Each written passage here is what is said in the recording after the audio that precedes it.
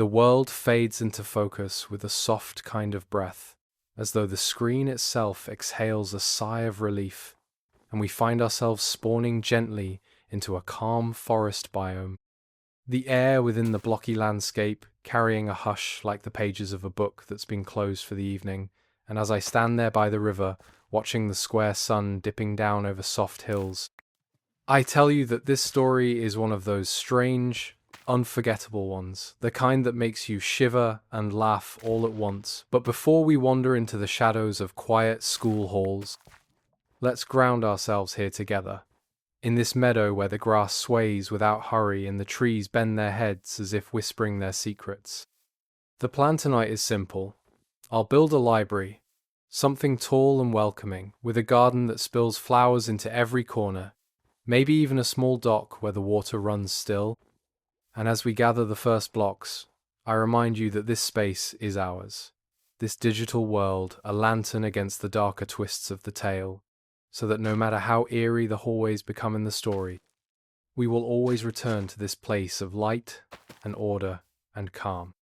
Sometimes in life, you spawn in places that feel too big, too strange, too empty, but like here, in Minecraft, what matters is not the confusion of the spawn point, but what we choose to build from it, what kind of walls we decide to raise, what kind of windows we open toward the sky. And so I invite you now, before we step into the narrative of locked doors and echoing classrooms, to settle down, feel the quiet of the game's rhythm in your body, and let the story wash over you the way river water circles a stone, steady, unhurried, inevitable. It all began on an ordinary weekday, the kind of morning where the air feels sharp with the buzz of alarms and hurried footsteps, and the school itself seemed to breathe with the weight of 1,000 routines, lockers slamming shut, the hum of chatter in crowded hallways, the squeak of sneakers against linoleum floors. Nothing in those first hours hinted at the strangeness waiting just beyond the final bell. Nothing suggested that one student would carry their backpack through every classroom twice, that the familiar would suddenly become eerie simply by the absence of people. The story, as it unfolds, takes place in that in-between world where the clock insists it's late, but the place refuses to let you leave, and the fluorescent lights seem to hum louder because no one else is there to talk over them. The protagonist, tired after a long day of classes and already thinking of home, of dinner, of the comfort of their own bed, found themselves caught in a twist of circumstance. A small decision, staying a little late to finish an assignment, waiting for a teacher to return with help, or maybe just getting lost in thought by the window that spiraled into something they never expected. The turning of a key, and the hollow echo of a door locking behind them. And as I tell you this, my character in Minecraft wanders along the riverbank, plucking bright red poppies and tall grass to set aside for the garden of the library we're building. The soft crunch of footsteps across dirt blocks mirroring the slow walk of our storyteller down an empty hallway where every sound carried too far. There's a strange poetry in how quickly the ordinary becomes uncanny, how a place built for noise, for daylight, for movement, suddenly becomes a hollow shell once silence takes over. Much like this meadow when the sun dips below the square horizon, leaving the trees outlined in a heavy kind of shadow. The wedding arch of flowers I'd planned for another build now feels like the right metaphor to weave here, because the moment of being locked inside, of realizing the way out had vanished. There was a kind of ceremony too, a marriage not to a person but to the building itself, a forced union with empty classrooms, locked doors and moonlit windows. The day that began with bells and chatter would soon unravel into a night of whispered fears, but here, in this calming Minecraft rhythm, we remind ourselves that even the strangest stories can be carried with gentleness, that even the longest nights eventually give way to morning. At first, it was nothing more than a small shift, the kind of detail you don't notice until it's too late to unsee it, the absence of sound that should have been there, the fading away of locker doors, slamming, the dwindling chatter, the ringing laughter that usually spilled into the hallways at the end of the day. Our protagonist, still bent over a desk in the library or a classroom, hadn't felt the tick of time rushing past, hadn't noticed that the once busy corridors had gone still. like a stage after the curtain falls, and by the time they lifted their head, blinking against the overhead lights, the building had changed. A school is never meant to be silent, not really. And so when the clock struck past dismissal and no voices echoed through the halls, the air itself began to feel strange, like a room holding its breath. They packed their bags slowly, telling themselves it was nothing, just a late stay, and began down the hallway only to hear their own footsteps carrying back to them louder than they had any right to. In Minecraft, the parallel is found in the way I start laying down the first oak logs for the foundation of our library. The hollow thunk of each block set into place, echoing faintly against the flat meadow. Each sound sharper because there's nothing else moving around us. No mobs in sight, no breeze in the code to carry distraction. I place one block, then another, and pause just to listen. And that's how I imagine the student felt, pausing in the hall with their bag slung over one shoulder, suddenly aware of how much space there was, how wrong it felt to be the only presence in a place built for many. Sometimes the uncanny doesn't announce itself with shadows or locked doors. It creeps in quietly, in the way the ordinary transforms when it overstays its welcome, like when a classroom lit by daylight becomes strange beneath the dim glow of buzzing fluorescent lights. There's a theological question tucked into this moment too. Is silence a gift, or is it a trial? Is it the quiet that allows us to hear ourselves more clearly? Or is it a reminder of how fragile our routines truly are, how quickly normalcy can fall away? And so, the unease grows, not with a bang, but with a whisper, just as our build here grows, block by block, the walls of the library beginning to outline themselves against the horizon. The viewer, listening, might smile faintly at the thought of a school being scary, but anyone who's walked empty halls long after the day is ended knows that unease for themselves, the way the lights stretch too far down corridors, the way every sound becomes suspect, the way doors look different once no one is there to open them. It is here, in this space between comfort and uncertainty, that our story settles its roots, just as these oak logs settle into the ground, promising structure but not yet safety, hinting at what is to come. The moment when curiosity shifts into dread is never loud, never dramatic, but rather slow and steady, like water creeping beneath a door. And that's exactly how it unfolded when the student finally reached for the front doors of the school. Their footsteps had carried them through the wide main corridor, past the trophy cases that gleamed beneath harsh fluorescent lights, past the classroom doors all closed and dark within. And as they pressed their palm to the cool metal handle of the double doors, they expected it to swing open with the usual squeak. But instead, there was resistance firm, unyielding, a refusal. They pulled again, harder this time, the clatter of the handle echoing in the silence, but the door didn't budge, not even a whisper of movement, as though the building itself had decided it was done with visitors for the day. A nervous laugh slipped out, the kind you make when you're trying to convince yourself everything's fine, and they moved quickly to the side door by the gym, then to the one near the cafeteria, testing each with a growing urgency. But every lock spoke the same silent answer: you are not leaving tonight.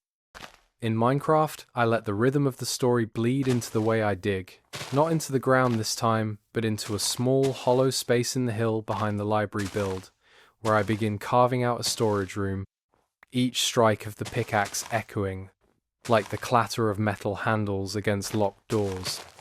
The game offers no resistance here.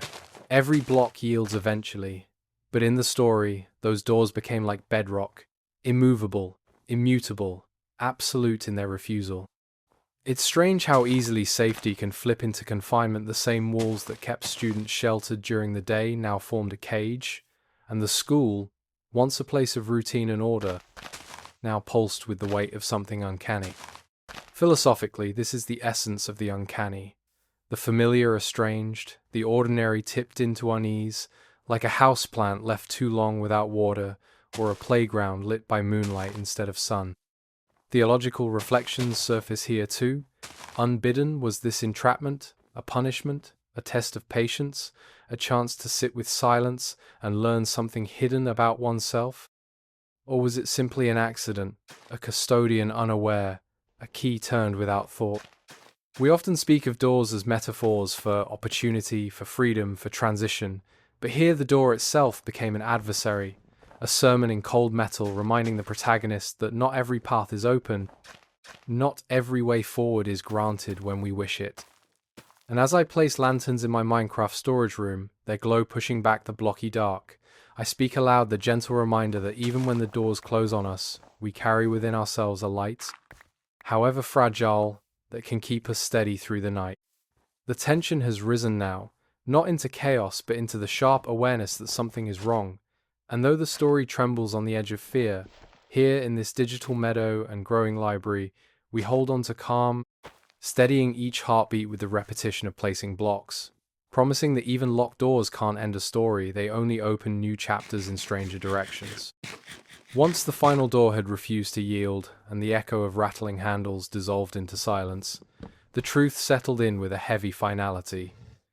There would be no leaving tonight. The student leaned against the wall, their backpack still hanging awkwardly from one shoulder, and for a moment they just listened, straining for any hint of another person, the shuffle of a janitor's mop, the distant hum of a vending machine dispensing a late snack, but the building answered with nothing. Schools are not meant to be empty. They are designed for noise, for constant footsteps and overlapping voices. And when stripped of that life, they become cavernous in a way that unsettles the body. So they began to walk again, this time not toward exit doors, but deeper into the heart of the building.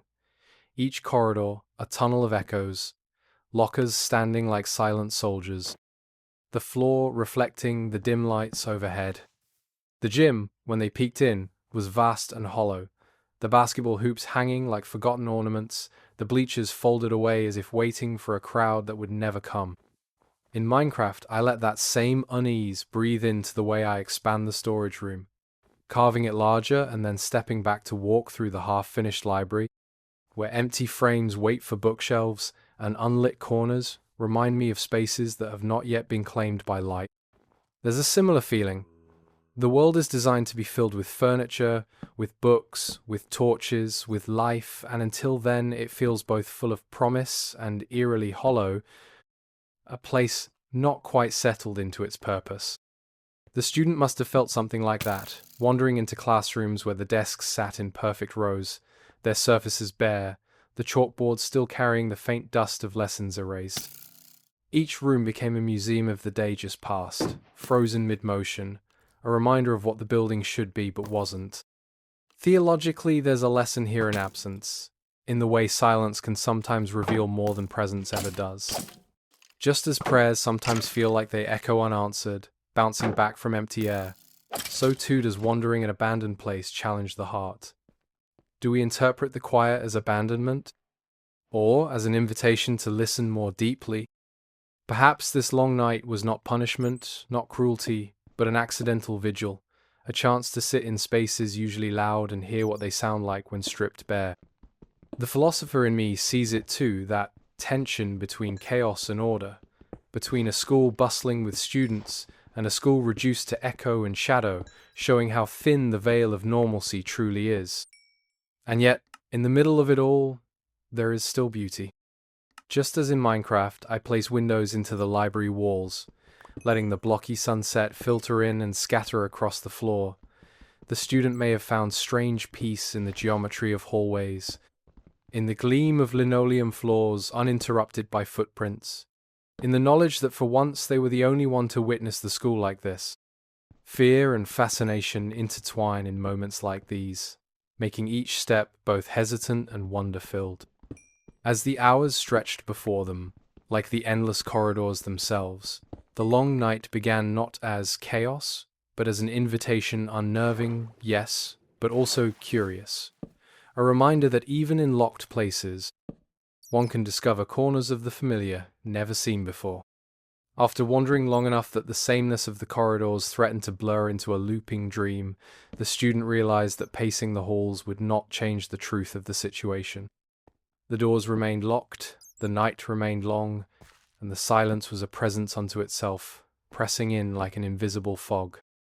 So, with a quiet sigh, they made the decision every stranded soul makes eventually. to claim a space, however strange, and make it into something resembling a home, if only for the span of a few hours. Their footsteps drew them to the library, perhaps because it felt more human than the sterile classrooms, perhaps because the rows of books offered the illusion of company. They pulled out a chair from one of the wooden tables, the scraping sound unnervingly loud, and set their bag down like an anchor. The overhead lights buzzed faintly, fluorescent stars that would not dim, and the air smelled faintly of paper and dust, a scent oddly comforting, like the residue of 1,000 stories, waiting patiently to be remembered. In Minecraft, I mirrored this act instinctively by pausing in my own library build, smoothing the floor with polished planks, placing down bookshelves in neat stacks, lining the walls with rows of knowledge that would never gather dust. I crafted a table and set it near the window, then placed a lantern atop it, the warm glow spilling outward. The parallel is unmistakable. To survive the long night, you make a space livable, whether it's a blocky cottage or an empty school library. Humans are creatures of habit, and even when thrown into disarray, we search for signs of order, arranging our surroundings in ways that whisper safety. Philosophically, this act of claiming space speaks to resilience. We cannot always change the conditions we find ourselves in, the locked doors, the silence, the strange accidents of fate, but we can change the way we inhabit them. The student, by choosing the library, was not merely surviving but reframing, saying to the vast emptiness, "I will not drift endlessly down your corridors, I will plant myself here." Theologically, there's resonance too. The idea of sanctuary, of finding or creating sacred space, even in unlikely settings. Cathedrals are built to echo with reverence, but sometimes a dusty library or a square room of wooden planks in Minecraft can become equally holy when we decide to treat it as such. The hours pass slowly as they unzip their bag, pulling out a half-eaten sandwich, a bottle of water, a notebook filled with homework scribbles. They wrote a few lines, more to pass time than to accomplish anything, the pen scratching against paper in steady rhythm, grounding them in the present. Every so often they would glance around the library, half expecting a custodian to walk in, half fearing a shadow would move where it should not. But nothing came, only the steady hum of electricity and the whisper of their own breathing. In Minecraft, I filled silence with action too, planting flowers outside the window of my cottage, arranging little rows of color, then stepping back to admire how something so simple softened the starkness of blocky walls. We build, we decorate, we settle, because in doing so we tell ourselves, even here, in a place not meant for us at this hour, we belong. And so, the student leaned back in the stiff library chair, chewing slowly, eyes drifting toward the endless spines of books, and though unease lingered, it was tempered now by the small comfort of having a center. The night stretched ahead, still mysterious, still unsettling, but no longer a formless abyss. A home had been made, however makeshift, and with that, the long vigil transformed into something just a little softer, just a little more bearable. The hours wore on, each minute dragging its heels as if the clocks themselves resented being awake at this impossible time, and the school began to feel different, almost alive in a way it never had during the day. With no chatter of students, no announcements humming over the intercom, no teachers rushing past with arms full of papers, the building's own noises rose to the surface, and each one carried with it a strange weight. Somewhere down the hall, a radiator knocked sharply, 3 staccato bursts like knuckles rapping against a locked door. In the gym above, or maybe the science lab, something metallic shifted, a slow scrape that seemed impossibly deliberate. The student sat up straighter in the library chair, heart thumping just a little harder, because there was no reason for any sound now the place was supposed to be empty. And that very fact made each creak or groan into a mystery, into a question mark whispered through hollow walls. I felt it too as I played, moving carefully through the half-finished cottage and hearing the muffled moans of zombies deep in unseen caves, or the soft hiss of water running underground where the stone had not yet yielded to torchlight. Minecraft's nights carry the same tension. The world seems safe inside your home, but just beyond the walls lurks a presence you cannot see but cannot ignore. It is not simply the sound itself, but the imagination that fills the gaps, painting monsters where there might be only pipes, conjuring figures in hallways where there is only settling wood. The parallel deepened as I crafted more lanterns, their soft golden glow cutting into shadow, because both the player and the stranded student share the same instinct: when the dark leans close, we push it back with light. Philosophically, the moment reflects the fragility of perception, how quickly familiar spaces can become uncanny when stripped of their usual context.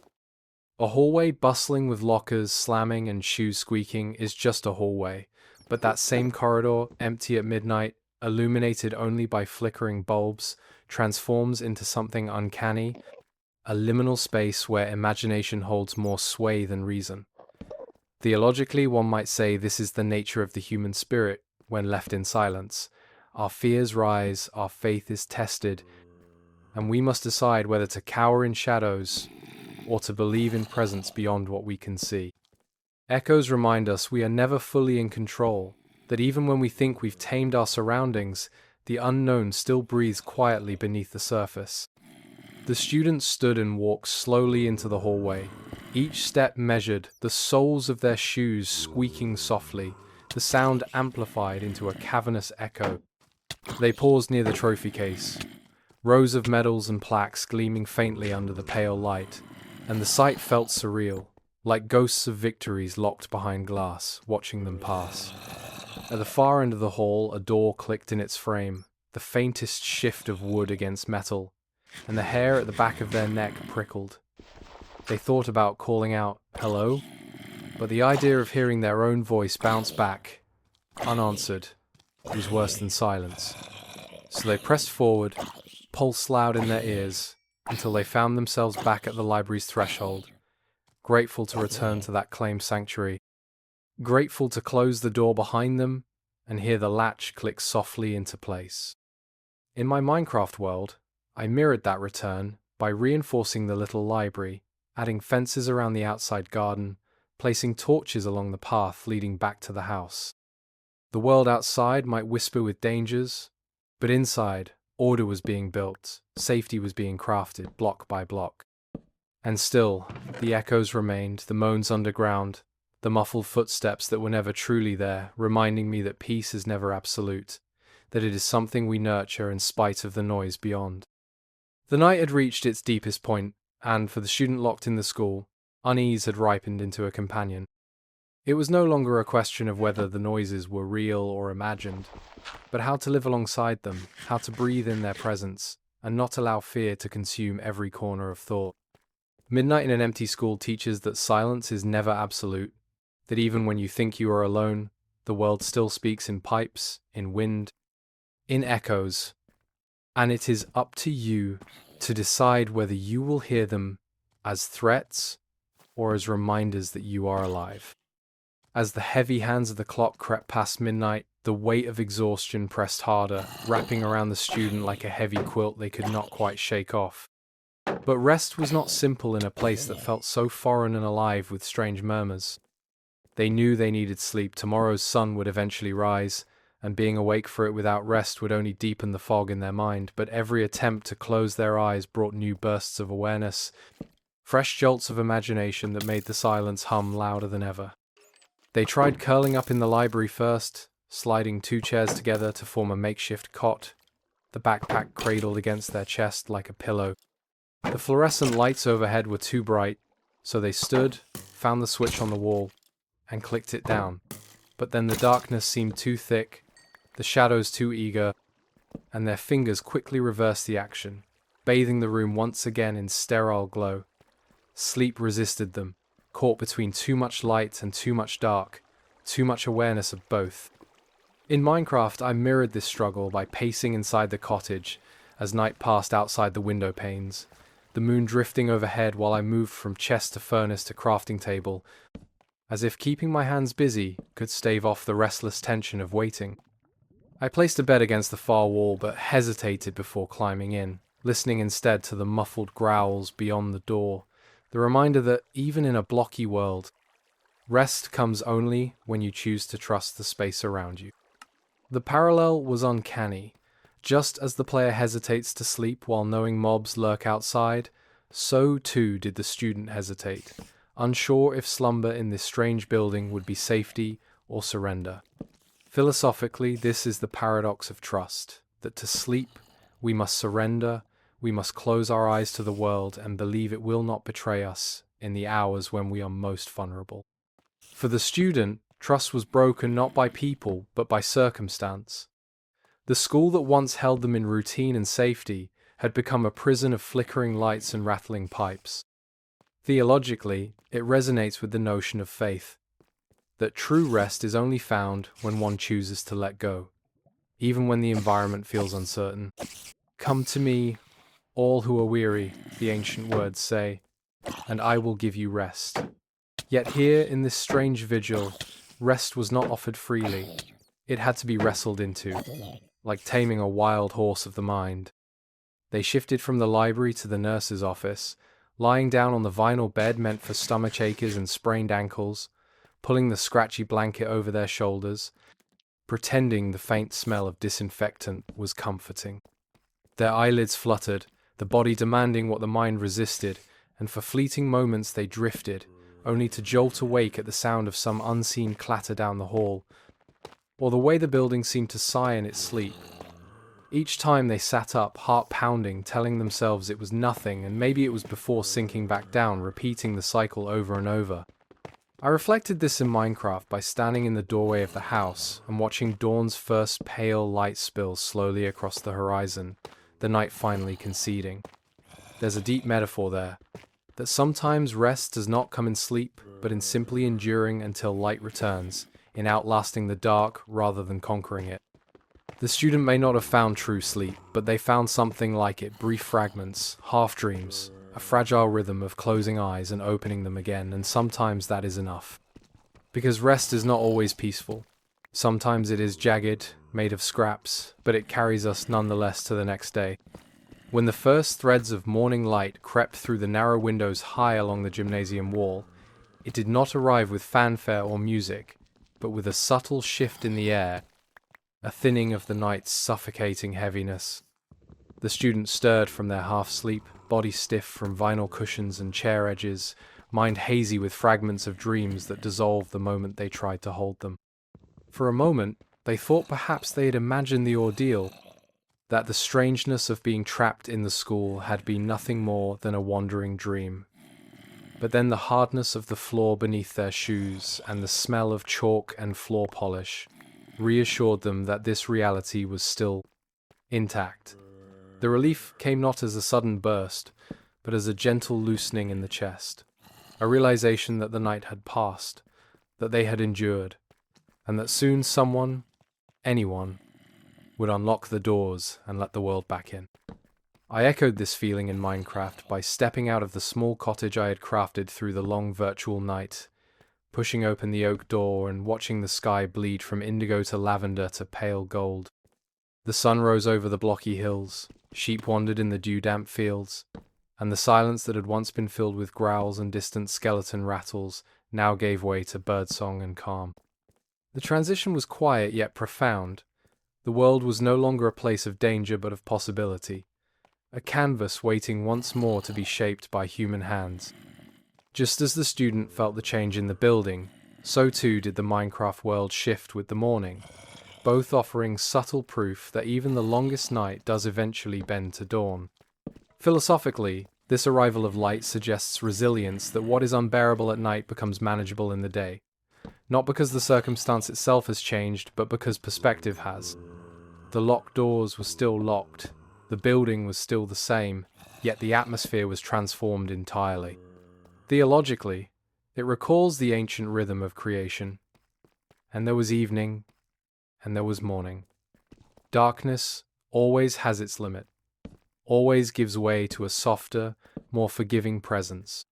The student, though weary, could now laugh softly at the absurdity of it all, the endless pacing, the frightened jolts awake, the makeshift meals in the library, because daylight had a way of softening even the sharpest edges of memory. With cautious steps, they wandered the halls once more, but now the corridors were not labyrinths of shadow but familiar routes. The way to the cafeteria, the shortcut to the gym, the staircase that always creaked on the second step. They opened classroom doors and peeked inside, finding everything exactly as it had been, but somehow gentler in the cool light. They lingered by the windows, pressing their forehead against the glass, watching cars roll by on the street beyond, life going on without knowing they had been stranded inside all along. That glimpse of the outside world was like water to the parched proof that freedom, that normalcy, was just beyond reach, waiting for the smallest of gestures, the sound of a key in a lock, to return. In Minecraft, I tilled the soil outside my cottage and planted the first seeds of a garden, neat rows of wheat glistening with dew. It was a reminder that after surviving the night, the next step is always growth, always creation, always reaching forward into the new day. There's a metaphor buried here, that our worst nights do not end with nothing, but with the soil of tomorrow enriched by the survival of today. The student, tired but safe, leaning against the window and smiling faintly at the absurdity of it all, had discovered that simple truth that life carries on, and we carry with it, reshaped by the long hours of waiting, but still ourselves, still here. The moment of release came not with trumpets or fanfare, but with the ordinary rattle of a key sliding into a stubborn lock, the metallic click echoing down the empty hallways like the first note of a long-awaited song. The student, leaning half asleep against the windowsill, startled upright, heart thudding in disbelief as footsteps entered the building. The janitor's voice, gruff but casual, muttered something about being behind schedule, and within seconds the heavy doors groaned open, the chains of the night's vigil snapping all at once.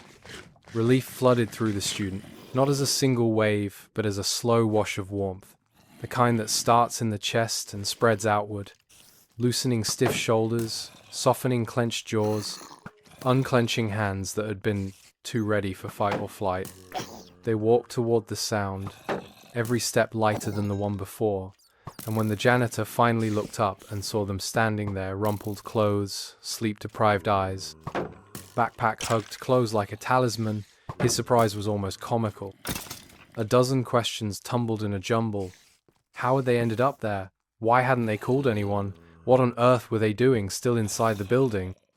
And yet, the student could only laugh softly, a tired, slightly delirious sound, and explain in halting words the absurdity of it all, the locked doors, the wandering halls, the restless night that felt like both a nightmare and a dream. The janitor shook his head, muttered something about kids these days, but behind the brusque exterior was an undeniable gentleness, an unspoken recognition that this was not a mischief, but an accident, not rebellion, but endurance. In Minecraft, I mirrored this moment by opening the door of my cottage wide, stepping out onto the little path I had laid with cobblestone, and gazing across the sunrise-lit fields. The mobs of the night were gone, leaving behind a world calm and full of promise, as though the dangers of darkness had never existed. I led a sheep into a pen, fed seeds to chickens, and watched the tiny sprites of new life spring up with cheerful sounds. The message was clear.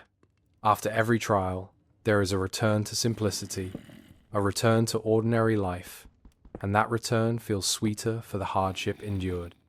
Just as the janitor's unlocking of the door restored the student to freedom, so too did the sun and soil restore the Minecraft world to a place of gentle labor and small joys.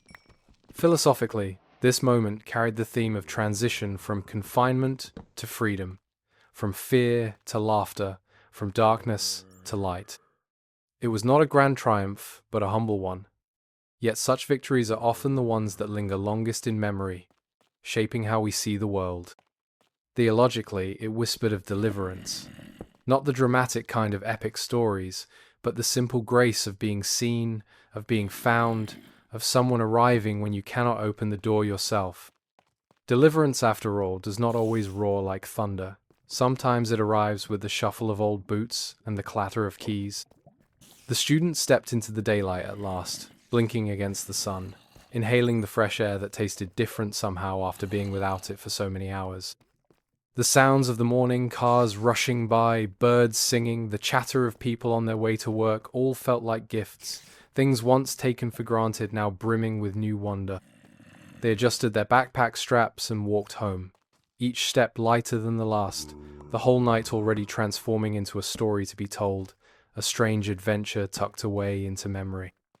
Perhaps someday they would laugh about it with friends, perhaps even write it online for strangers to marvel at, but in that moment, what mattered most was the ordinary joy of being outside once more, free and safe, and impossibly awake. As the day stretched itself open and the strangeness of the night slipped into the folds of memory, the student found themselves smiling at the absurdity of it all. The way something so unsettling in the moment could become almost tender in hindsight. To be locked in a school overnight sounded like the setup to a horror story or a mischievous prank gone wrong, yet what they carried with them afterward was not terror but perspective, a softened awareness of how fragile comfort is and how grateful we become for it once it's returned. Every chair, every chalkboard, every echoing hallway had seemed enormous and menacing when wrapped in darkness. But in the light they were nothing more than familiar fixtures, ordinary tools of learning and living. The experience became less about fear and more about resilience, proof that even in confinement, even in confusion, there is a way to endure, to laugh, and to emerge, a little changed but no less whole. In Minecraft, I walked slowly along the garden rows I had planted, the wheat swaying gently in the morning breeze, the cottage now warm with life and light. I placed a painting on the wall inside, a small detail that added beauty to a space already functional, because sometimes the final step after survival is to make things beautiful again, to claim joy as part of the aftermath. The sheep bleated softly in their pen, chickens pecked at seeds, and the river shimmered under the pixelated sun. I lingered there, not rushing to build or mine or conquer, but simply to exist within the space I had created, mirroring the students' own quiet acceptance as they walked away from the school, carrying with them not only the memory of fear but the gentleness of release. Philosophically, this reflection reminds us that the strangest nights often shape us in unexpected ways. They are interruptions in the smooth fabric of life, yes, but they are also opportunities to glimpse ourselves differently, to see how we act when tested, how we think when alone, how we feel when freedom is delayed. Theologically, there is grace in this story. Not grand, redemptive grace with choirs of angels, but the small grace of patience, of protection, of a night endured without harm. Grace in being found, in doors unlocked, in steps taken back into the light of the morning. It is the grace of knowing that no matter how dark the halls may seem, morning always comes, and with it the assurance that we were never truly alone. As I close, I want to leave you with this. May you find peace in the ordinary, even when life throws its oddest interruptions your way. May your nights be brief and your mornings gentle. May you discover strength in unexpected places, and may you always be surprised by the light that follows darkness. Just like Minecraft reminds us with its steady rhythm of day and night, of danger and calm, life is cyclical, storms pass, doors open, and we continue building, one block, one choice, one breath at a time.